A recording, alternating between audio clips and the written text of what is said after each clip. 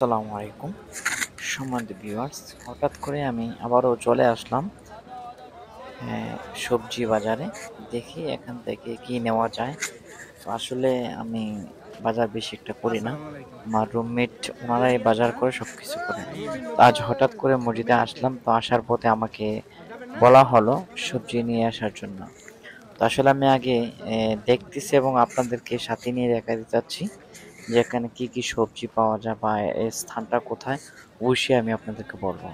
তো চমৎকার একটি স্থান আসলে, বিশেষ করে আমরা যে এখানে সবজি বাজারে আসি বা সবজি নেওয়ার জন্য, তো অন্যান্য যা দোকান যেগুলো আছে এগুলোর চেয়ে মানে সর্বনিম্ন রেটে এখানে সব সব রকমের সবজি এখানে পাওয়া যায়। তো দোকান থেকে আনতে গেলে হয়তো বা কিছু প্রাইস বেশি নেয়। তো এখান থেকে নিতে গেলে অনেকটাই সাশ্রয়ী রেটে পাওয়া যায়। তো তার জন্য আসলে এখানে পবিত্র জুম্মার দিনে এখানে যারা বাংলাদেশি আছেন তারা এগুলো দোকান নিয়ে বসে, বাংলাদেশি ইন্ডিয়ানও আছে।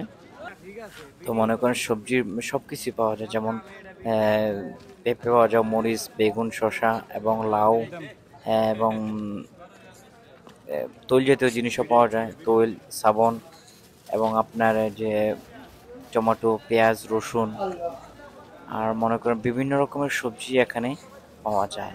তো আসলে সাশ্রয়ী রেটে পাওয়া যায়, অনেকটাই কম রেটে।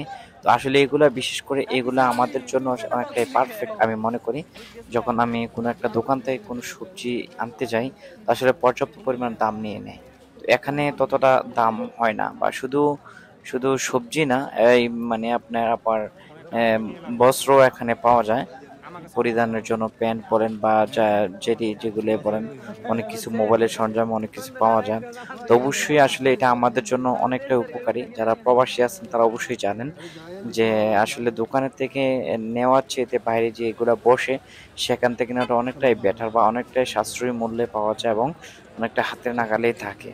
তো অবশ্যই এই বাজারটা আপনাদের কেমন লাগছে অবশ্যই কমেন্টে জানাবেন, এবং এই সমস্ত বাজার আপনার সম্মতি দেন কিনা অবশ্যই জানাবেন।